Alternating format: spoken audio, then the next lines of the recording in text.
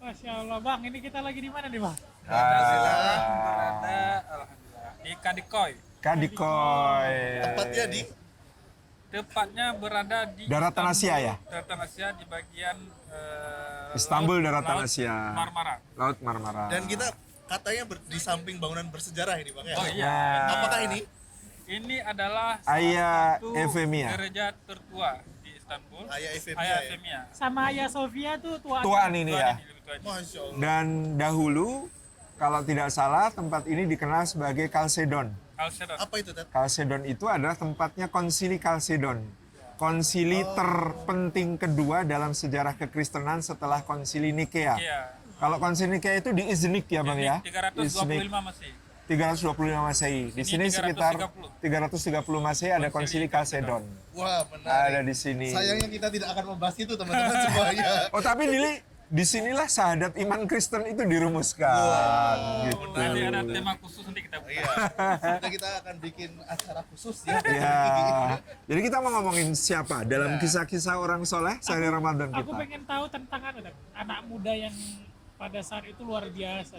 Alim, Alim, fakih, fakih, zuhud dan hidupnya. paling bisa meniru Rasulullah. Ya sampai disebut fotokopiannya Rasulullah Nah. SAW. Konon bahkan juga perawi hadis terbanyak kedua. Perawi ya. hadis terbanyak setelah Abu Hurairah dan ibunda kita Aisyah, ya betul. Dan orang ini namanya Abdullah bin Umar bin Khattab, putranya Umar bin Khattab. Dan Abdullah bin Umar ini di sepanjang hidupnya dia berusaha untuk bisa meniru semua perbuatan Rasulullah SAW. Jadi misalnya ketika dia melaksanakan umroh atau haji dari Madinah ke Makkah, itu dia menyusuri semua rutenya Rasulullah. Tidak pernah pakai jalan lain. Tidak pernah pakai rute lain.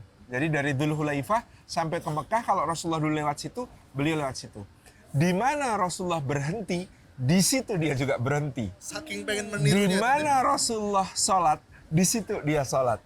Di mana Rasulullah berhenti untuk berwudu, di situ dia berwudu. Masya Allah. Padahal dulu perjalanan pakai unta itu bisa 7-8 hari. Kalau dari Mekah. Madinah ke Madinah ke Makkah. Makkah. Itu karena panjang dan rutenya masih sangat berat gitu ya, melalui padang pasir dan pegunungan batu. Nah, sampai salah satu hal yang sangat luar biasa di Abdullah bin Umar itu ketika meniru Rasulullah SAW, dulu ada satu tempat, itu ada pohon kurmanya. Pohon kurmanya itu tangkainya itu menjulur, bahasa Jawanya itu mentiung, sudah mau patah. Ketika Rasulullah situ naik onta, karena itu ada tangkai kurma yang melengkung itu, maka beliau begini untuk menghindarkan kepalanya dari tangkai kurma yang melengkung. Bertahun-tahun kemudian pohonnya bahkan sudah ditebang, sudah nggak ada lagi. Ibnu Umar kalau lewat situ, Abdullah bin Umar kalau lewat situ, maka beliau tetap begini. Allahu Akbar, keren banget. Saking pengen niru. Saya pengen niru Rasulullah SAW, gitu ya. Bahkan ketika pohonnya sudah nggak ada, beliau tetap begini. Karena Dan dulu tahu lokasi dan pohon tahu. di mana. Dan karena dulu Rasulullah begini, ketika ditanya kenapa kamu begitu, karena dulu Rasulullah seperti ini. Gitu. Jadi itu semangatnya Abdullah bin Umar dalam meniru segala perbuatan Nabi SAW. Maka beliau kalau bikin sendal, pakai baju, ya, melakukan berbagai amal ibadah, ya, sedekah kepada siapa saja, selalu berusahanya untuk meniru Rasulullah. Hari-hari puasanya, mengikuti hari-hari puasanya Rasulullah. Maka salah satu sunnah Rasulullah SAW, puasa Senin dan puasa Kamis, itu yang paling semangat mengamalkannya adalah Abdullah bin Umar. Karena Rasulullah ketika ditanya kenapa puasanya Senin dan Kamis, beliau mengatakan hari Senin ya itu adalah hari kelahiranku. Maka aku senang berpuasa pada hari kelahiranku. Hari Kamis adalah hari diangkatnya amal-amal ke hadapan Allah secara pekanan. Aku senang kalau pada hari amalku diangkat kepada Allah, aku dalam keadaan puasa. Maka Senin Kamis itu menjadi sunnah yang populer, termasuk di Indonesia. Salah satunya karena Abdullah bin Umar sangat pegang teguh sunnah itu, sehingga para sahabat lain mengetahui, para tabi'in mengetahui dari Abdullah bin Umar. Gitu. Tadi Rasulullah menyebut hari lahirnya ya, Tat ya? Hari lahir. Jadi sebenarnya merayakan Maulid itu nggak apa-apa ya, Tat? Nah, itu Rasulullah merayakan Maulid itu setiap pekan, bukan setiap tahun. Setiap pekan dengan berpuasa pada hari kelahiran beliau. Apakah kita boleh berpuasa pada hari kelahiran kita? Boleh, gitu ya. Misalnya hari apa lahirnya? Alhamdulillah saya kebetulan harinya hari Kamis dan jarang-jarang puasa hari Kamis. Tapi itulah ya tentang Abdullah bin Umar yang sangat luar biasa dalam apalagi kisahnya yang menarik, Tat? Jadi Abdullah bin Umar itu kira-kira lahir 10 tahun sebelum hijrah menurut beberapa riwayat. Nah, ketika hijrah ke Madinah berarti usia sekitar 10 tahun. Pada saat akan berangkat perang Badar, dia tidak diizinkan karena masih terlalu kecil. Tapi dia pengen tuh. Pengen sekali. Ketika dia hendak berangkat perang Uhud, dia juga tidak diizinkan karena masih kecil. Ya, 2 kali tidak diizinkan. Pada saat perang Khandaq, nah, maka waktu itu ada anak sahabat yang kemudian namanya Jabir gitu ya, itu mau ikut. Nah, kemudian Jabir ini ikut karena dia punya kemampuan memanah. Oleh Nabi SAW diizinkan ikut. Padahal usianya itu muda. Maka kemudian Abdullah bin Umar mengatakan, ya Rasulullah, kenapa dia boleh ikut, saya tidak boleh? Ya, kamu masih kecil, belum balik. Gitu. Terus Abdullah bin Umar mengatakan, saya bisa ngalahin dia. Tantang bulat kan? Saya bisa ngalahin dia. Kalau saya bisa ngalahin dia, harusnya saya boleh ikut. Betul. Berkelahi, menang. Gulat, duel kan gitu. Terus kemudian, oke, kalau begitu kamu boleh ikut. Ternyata Rasul mengizinkan kayak gitu ya? Iya, di dalam perang Khandaq itu akhirnya kemudian dia bisa bergabung dengan pasukan. Idat. Jadi memang penting. Nah, Abdullah bin Umar ini menyertai Rasulullah SAW sejak saat itu, mengikuti semua peperangan bersama Nabi SAW. Itu bersama juga salah satu partnernya yang selalu beriringan dengan dia itu adalah Usamah bin Zaid. Jadi Usamah bin Zaid sama-sama anak muda. Selisih usia mereka hanya 1,5 tahun antara Usamah bin Zaid dengan Abdullah bin Umar. Nah, yang menarik kan karena Usamah bin Zaid ini pernah jadi panglima di masa Rasulullah yang Abu Bakar dan Umar jadi anak buahnya gitu ya. Kemudian di masa Umar bin Khattab itu kan mulai dirumuskan ketika jadi khalifah, ada tunjangan negara untuk sahabat-sahabat utama. Keluarga Nabi, sahabat-sahabat as-sabiqunal awalun itu dapat tunjangan yang paling besar. Ahli Badar dapat tunjangan besar. Baru kemudian menyusul berikutnya orang-orang yang sesuai keutamaannya. Oleh Umar dirumuskan. Ini yang masuk Islamnya tahun sekian dapat tunjangannya sekian. Yang masuk Islamnya pas Fathu Makkah tunjangannya nggak usah banyak-banyak. Cuman Sayyidina Umar itu dirumuskan begitu. Sesuai keutamaan ya. Nah, sesuai keutamaan. Nah, pada saat itu ternyata Usamah bin Zaid dapat tunjangan negara itu 10.000 dirham. Lebih besar kalau 10.000 dirham itu kalikan 70.000, 700 juta per tahun. Ya, dapat tunjangan segitu. Abdullah bin Umar itu dapat 8.000. Nah, maka kemudian dia protes sama bapaknya. Ayah, saya dan Usamah itu ikut perang, usianya sama, ikut perang bersama Rasulullah, jumlahnya sama. Ketika zaman Abu Bakar kami berjihad di medan yang sama, di zaman engkau kami juga berperang di waktu-waktu yang sama. Tidak ada satu perang pun yang diikuti Usamah, kecuali saya juga ikut.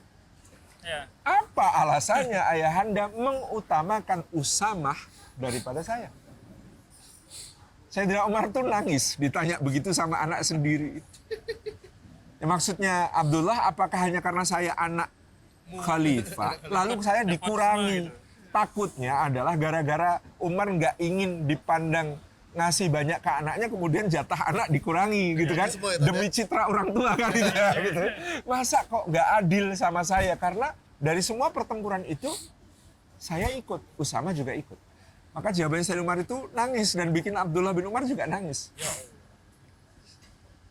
Agar kamu tahu, nak, Usamah lebih disayang Rasulullah SAW daripada kamu, dan bapaknya Usamah lebih disayang Rasulullah SAW daripada bapakmu. Waduh.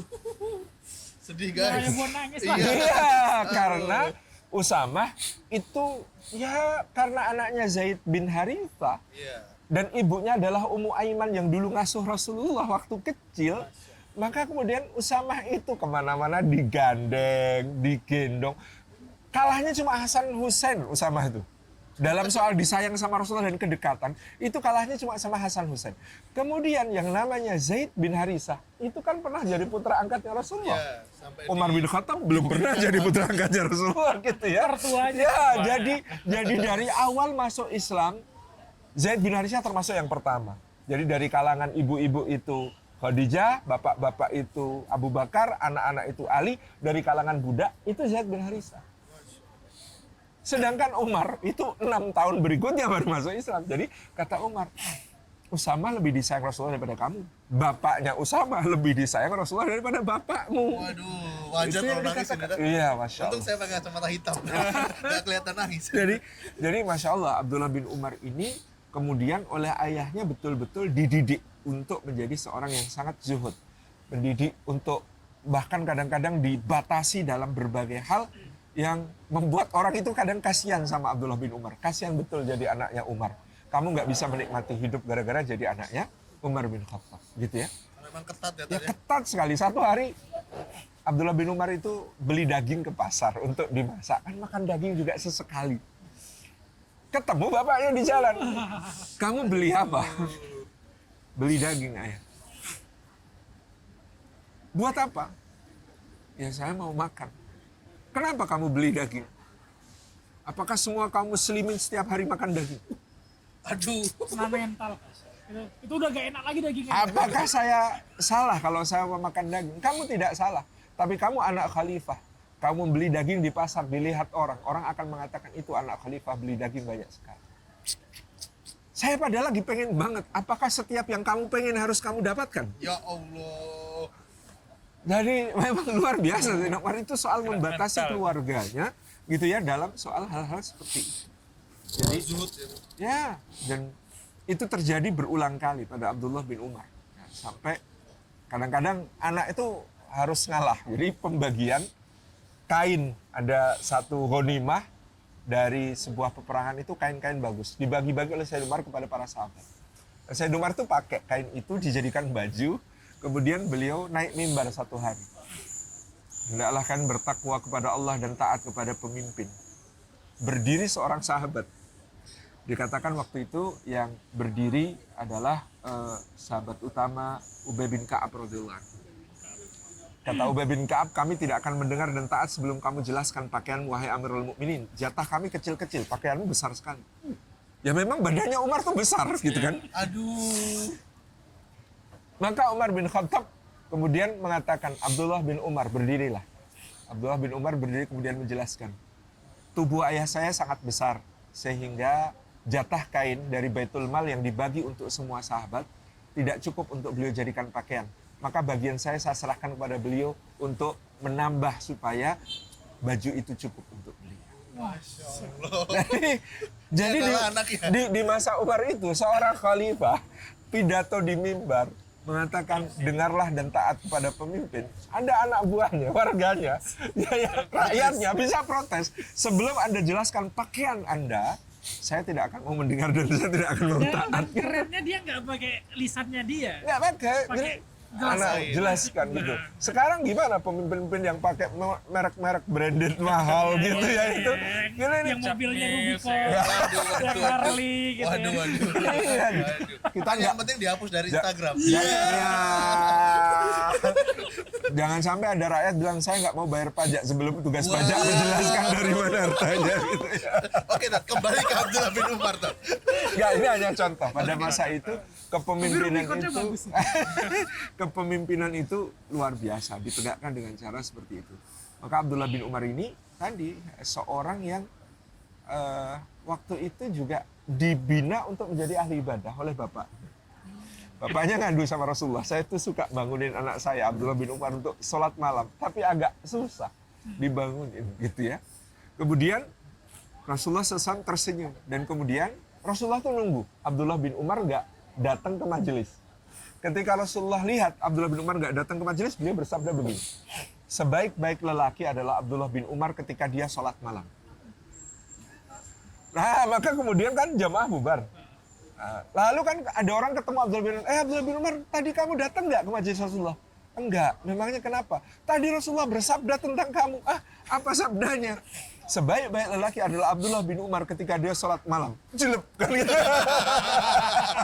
Keren caranya ya.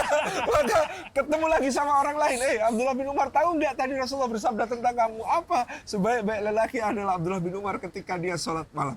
Maka kata Abdullah bin Umar, sejak hari itu saya tidak pernah meninggalkan sholat malam sama sekali sepanjang hidupnya. Sepanjang hidupnya. Gara-gara itu padahal masih muda banget. caranya Rasulullah dalam mendidik sahabat itu seperti itu. Keren banget. Luar biasa. Nah, salah satu cerita yang lain, Abdullah bin Umar itu bermimpi didatangi oleh 2 malaikat, kemudian ditunjukkan neraka. Maka sejak saat itu Abdullah bin Umar selalu melazimkan dirinya qiyamul lail nggak pernah ditinggal dan puasa bahkan di musim panas yang berat ataupun kalau sholat itu yang berat di musim dingin ya. Kayak kita kan sekarang ngerasain ya mau ke masjid masih berat gitu ya. Beliau tidak pernah meninggalkan sholat di musim dingin ataupun puasa di musim panas karena dia ingat, dia bermimpi ditunjukkan oleh Allah dengan adanya 2 malaikat seperti apakah neraka itu. Jadi orang yang pernah bermimpi melihat neraka itu adalah Abdullah bin Umar. Dan itu mimpi istimewa, karena tidak semua orang diberikan mimpi seperti itu. Itu mimpi derajatnya, mimpi seperti mimpinya para nabi. Gitu. Nah ini mungkin karena bapaknya juga seorang muhaddas ya, orang yang diberikan oleh Allah Subhanahu Wa Taala ilham di dalam beberapa kejadian. Perkataannya jadi ya perkataannya itu bersamaan dengan wahyu turun. Gitu. Itu Umar bin Khattab. Nah Abdullah bin Umar ini juga di masa Umar bin Khattab ya mendampingi ayahnya ya dalam mengambil berbagai macam kebijakan. Ayahnya banyak kemudian meminta nasihatnya juga gitu ya. Tetapi ada satu hal ketika Umar bin Khattab menjelang wafat karena terluka diserang oleh Abu Lu'lu' Firaus dengan tikaman di perutnya sampai bersimbah darah di mihrab ya. Itu hampir semua orang mengusulkan agar Abdullah bin Umar menjadi khalifah sepeninggalnya. Kata Umar bin Khattab, kalau aku melakukannya maka aku akan merintis kerajaan di dalam Islam. Aku akan menjadi orang pertama yang mendirikan kerajaan di dalam Islam. Padahal itu sesuatu yang tidak patut, tidak layak. Dan Umar paling nggak suka kayak gitu. Paling nggak suka. Maka ya? Ketika Umar diminta menunjuk siapa yang akan menggantikannya, beliau menunjuk 6 orang sahabat utama yang dijamin ke surga sebagai ahli syura. Jadi sebagai ahli musyawarah di dalam menentukan siapa penggantinya. Utsman, Ali, Zubair, Talhah, Sa'ad, Abdurrahman bin Auf. Berenam. Lalu orang mendesak Umar, masukkan Abdullah bin Umar sebagai anggota syura. Dia layak dipilih dan layak memilih. Maka Umar bin Khattab mengatakan Abdullah bin Umar akan menjaga majelis ini. Dia punya hak suara ketika terjadi deadlock. Tetapi dia tidak berhak dipilih. Jadi kata Umar bin Khattab, ini 6 orang kalau sampai deadlock 3 lawan 3, maka Abdullah bin Umar boleh milih pilihan Abdullah bin Umar yang akan jadi khalifah. Tapi kalau tidak deadlock dia tidak punya hak suara. Dan bahkan dalam saat deadlock dia tidak punya hak untuk dipilih. Itu yang dikatakan oleh. Pertimbangannya dahsyat banget. Nah, itu yang dikatakan oleh Umar ketika itu. Maka ketika Umar menjelang wafat itu, Umar itu ragu, tetapi akhirnya dia minta pertimbangan Abdullah. Bagaimana ya? Aku tuh ingin sekali dikuburkan di samping Rasulullah dan Abu Bakar. Cuma aku tuh nggak enak sama Aisyah, gitu kan? Itu kan di rumahnya Aisyah. Jadi kuburan Nabi dan Abu Bakar itu kan di rumah Aisyah. Di kamar ya? Di kamarnya Aisyah. Apakah kamu bisa menyampaikan kepada Aisyah tentang ini? Maka Abdullah bin Umar, aku akan sampaikan. Abdullah bin Umar mendatangi ibunda kita Aisyah kemudian mengatakan, wahai bunda, aku menyampaikan pesan Umar. Umar sudah pesan, jangan bilang Amirul Mukminin, aku bukan lagi Amirul Mukminin. Ini permintaan Umar sebagai pribadi, bukan titah khalifah, bukan perintah khalifah. Segitunya ya, kalau Bunda Aisyah mengizinkan, alhamdulillah, kalau tidak apa-apa. Tapi jangan sebut Amirul Mukminin, jangan sebut khalifah, sebut Umar. Ya, jadi Abdullah bin Umar mengatakan permintaan ayahku Umar sebagai pribadi, apakah dia diizinkan untuk bisa dimakamkan bersama dua sahabatnya Rasulullah dan Abu Bakar. Merinding. Masya Allah. Ini Karena kalau ngomong. kalau sebagai Amirul Mukminin kan nggak boleh ditolak ya. Aisyah nggak enak pasti. Instruksi, ya. Aisyah kan Jadi perintah, jadi perintah. nolak nggak enak. Tapi Umar pesen jangan bilang Amirul Mukminin, jangan bilang Khalifah, bilang Umar. Aisyah kemudian mengatakan kepada Abdullah bin Umar, aku sebenarnya menyimpan tempat yang tinggal satu kapling itu untuk diriku sendiri. Karena aku sangat ingin bersama dengan suamiku dan ayahku. Itu kan Aisyah gitu. Tetapi aku tahu tentang Umar. Sesungguhnya Rasulullah selalu mengatakan, aku datang bersama Abu Bakar dan Umar. Aku keluar bersama Abu Bakar dan Umar. Aku pergi bersama Abu Bakar dan Umar. Aku duduk bersama Abu Bakar dan Umar. Rasulullah selalu mengatakan begitu. Maka aku ridho kalau Umar yang kemudian mengambil hakku itu. Nangis aku. Karena diizinkan oleh Aisyah, maka Masya Allah begitu Umar dimakamkan di bilik di mana ada Rasulullah dan Abu Bakar itu, sejak saat itu di dalam rumah sekalipun Aisyah pakai cadar. Oh, karena Kata Aisyah, kalau dulu itu suamiku dan juga ayah. bapakku. Sekarang ada orang lain. Sekarang ada Umar. Allah. Ya itulah luar biasanya para sahabat ya. Para Dianggapnya sahabat. udah aurat ya, Tat? Iya, Aurat ya. ini sudah ajnabi, ini ada laki-laki lain. Dan konon di kamarnya sekarang dikasih tirai ya, Tat ya? Ya, betul. Setelah itu. Jadi Setelah kemudian Umar setelah itu meninggal jadi setelah itu Aisyah di dalam rumah pun pakai cadar. Kalau dulu di dalam rumah beliau nggak pakai, kan kewajibannya ketika keluar saja. Ya, tapi ketika Umar dimakamkan di dalam rumah Aisyah, maka Aisyah kemudian memakai cadar sepanjang hidupnya. Sesudah saat itu. Itu. Merinding, Jadi luar biasanya para sahabat, dan Aisyah nggak pernah melupakan Umar karena Umar itu yang membela kehormatan Aisyah pada saat hadisul ifk. Oh, yang tadi ya. Hadza buhtanun anim. Itu orang pertama yang ngomong itu dusta itu Umar. Bahkan Abu Bakar pun nggak ngomong begitu. Tapi Umar yang ngomong begitu. Dan pada saat ada seorang sahabat yang ketika ngobrol sama Rasulullah, ngobrol sama Aisyah, kemudian Rasulullah kurang berkenan, meminta Aisyah masuk, kemudian sahabat ini marah dan bersumpah, demi Allah, kenapa Rasulullah melarangku berbicara dengan sepupuku sendiri? Nanti kalau beliau wafat, tidak akan ada yang bisa mendahuluiku melamar Aisyah. Gitu. Itu ada sahabat yang pernah ngomong begitu. Alhamdulillah. Iya, begitu. Waktu itu yang ngomong begitu adalah Umar. Yang ngomong adalah Umar mengatakan, demi Allah ya Rasulullah, mulai sekarang jangan biarkan istri-istrimu tampak oleh orang lain. Tutup mereka dengan hijab. Jangan boleh bertemu dengan siapapun laki-laki. Itu yang ngomong begitu Umar. Turun langsung surah Al-Ahzab ayat 53 tentang hijab untuk istri-istri Nabi. Luar biasa. Ya, jadi itulah Umar. Ya, jadi Abdullah bin Umar ini, ya, jadi dikatakan oleh para ulama, Umar punya banyak anak. Tapi tidak ada yang lebih mirip Umar daripada Abdullah bin Umar. Gitu. Mirip Umar, mirip Rasul. Nah, Abdullah bin Umar punya banyak anak. Ini saya agak pengen menyebut satu nama lagi. Tapi tidak ada yang lebih mirip Abdullah bin Umar daripada yang bernama Salim bin Abdullah bin Umar. Baiklah. Ya, itu ya jadi. Kita bicara tentang Abdullah bin Umar dan bapaknya. Ibu beliau siapa, Ustaz? Nah, ini tadi kita Gitu ya. juga. Nah, Abdullah bin Umar ini dilahirkan oleh salah satu istri dari Sayyidina Umar bin Khattab yang kemudian mengikuti beliau, ya, hijrah ke Madinah. Salah satu yang disebutkan namanya adalah Sayyidah Atikah. Nah, maka kemudian Abdullah bin Umar ini menikah. Nah, salah satu pernikahan Abdullah bin Umar yang tadi melahirkan Salim itu dengan putri Kisra Persia. Cantik. Jadi ada Kisra Persia itu punya 3 orang putri. Ya.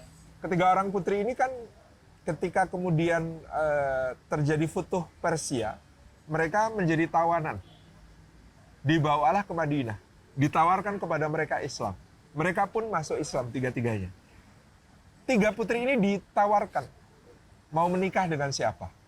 Di antara putra-putra sahabat. Putri pertama Kisra memilih Muhammad bin Abu Bakar. Melahirkan nanti Al-Qasim bin Muhammad bin Abi Bakar. Putri kedua memilih Abdullah bin Umar. Melahirkan nanti Salim bin Abdullah bin Umar. Putri ketiga memilih Husain bin Ali bin Abi Thalib. Nah, ini yang paling terkenal putri ketiga itu, yang paling cantik namanya Syahrbanu. Syahrbanu. Itu melahirkan yang namanya Ali Zainal Abidin bin Husain bin Abi Thalib. Jadi mereka sepupuan garis ibu. Ya, ya. Qasim, Salim, Ali. Ali Zainal Abidin nanti kita kita minta kisahnya juga dong. Insya Allah kita ceritakan. Nah, kemudian Sayyidina Abdullah bin Umar ini sesudah Sayyidina Umar wafat, dia mendampingi Sayyidina Utsman. Dan Sayyidina Utsman selalu meminta berbagai pertimbangan dari Abdullah bin Umar dalam merumuskan berbagai kebijakan. Dan Abdullah bin Umar itu menjadi mufti pada zamannya. Di usia Ya, masih muda. di usia yang masih muda tentu saja. Dan bersama Abdullah bin Abbas, ya, ini dua ulama sahabat yang dianggap selalu pendapatnya yang satu berberat-berat, yang satu beringan-ringan. Menarik. Abdullah bin Umar itu berat. Jadi kalau pengen fatwa yang berat ke Abdullah bin Umar. Karena memang merujuk bapaknya ya tadi. Ya, Yang menuju ketat pokoknya ya. kenceng, hati-hati gitu ya. Sementara kalau mau yang ringan-ringan itu ke Abdullah bin Abbas gitu ya. Misalnya tentang aulamastumun nisa, atau kamu menyentuh perempuan membatalkan wudhu. Bagi Abdullah bin Umar semua sentuhan dengan perempuan membatalkan wudhu. Nah, ketika ditanyakan kepada Abdullah bin Abbas, itu kalimat dalam Quran. Quran itu lembut, halus, kalimatnya sangat santun.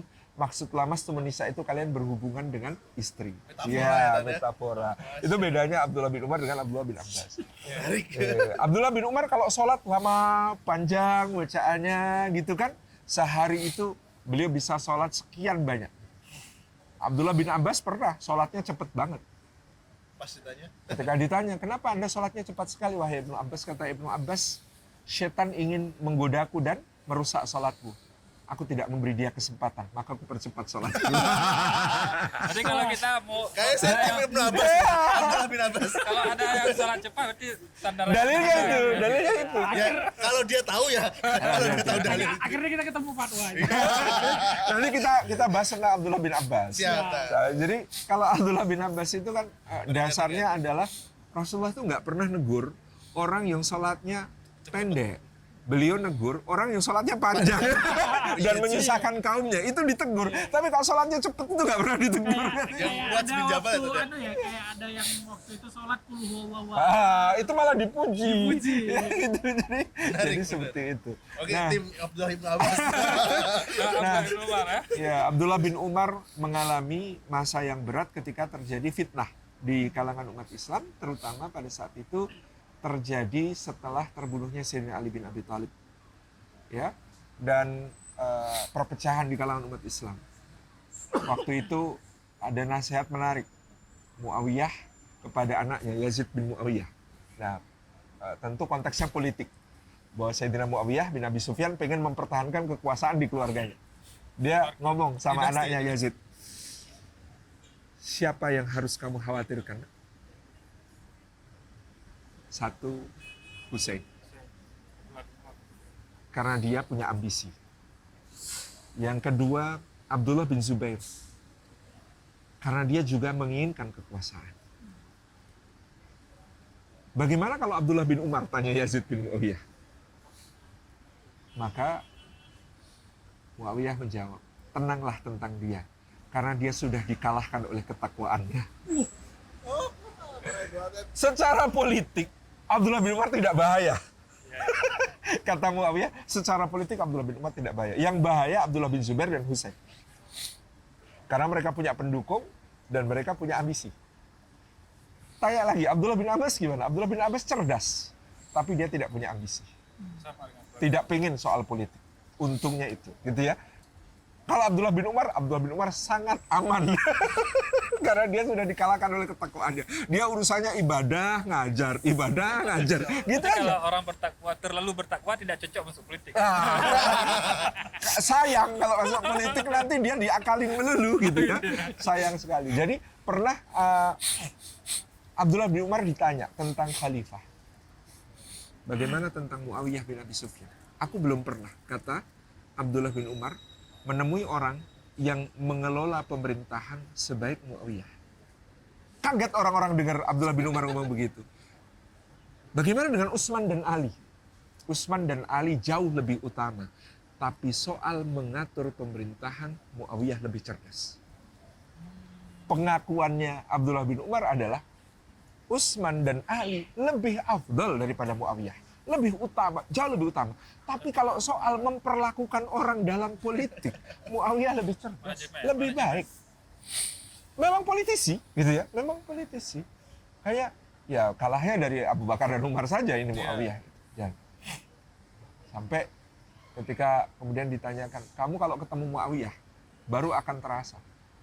Nanti jangan-jangan kamu akan berkomentar, inilah Al-Mahdi yang dijanjikan Rasulullah SAW. saking kemudian Abdullah bin Umar sangat tahu Muawiyah pinter menempatkan orang. Nah, yang berat bagi Abdullah bin Umar adalah Abdullah bin Umar menyaksikan bagaimana Husain dibunuh dan kemudian kepalanya dikelilingkan ke kota-kota. Allah. Di kepala Beliau di Sayyidina mana? Husain Di itu, Madinah waktu itu. Di Madinah. beliau di Madinah. Karena kepala Sayyidina Husain itu Bawa sampai ke setelah dari terbunuh di Karbala, Karbala. itu dibawa ke kota-kota besar, Sampai ke ke Makkah, ke Madinah, ke Mesir, sampai nanti akhirnya ke Damaskus selama berbulan. Astagfirullah. Dan pada saat itu Abdullah bin Umar melihat bagaimana Ubaidillah bin Ziyad, panglimanya Bani Umayyah, itu mengambil pedang dan kemudian menusuk-nusuk mulutnya Sayyidina Husain dengan pedang itu. Kemudian Abdullah bin Umar merangsek dan memegangi pedang itu dan mengatakan, demi Allah jangan lakukan itu. Aku pernah melihat Rasulullah SAW menciumi Husain dan mengecup mulutnya.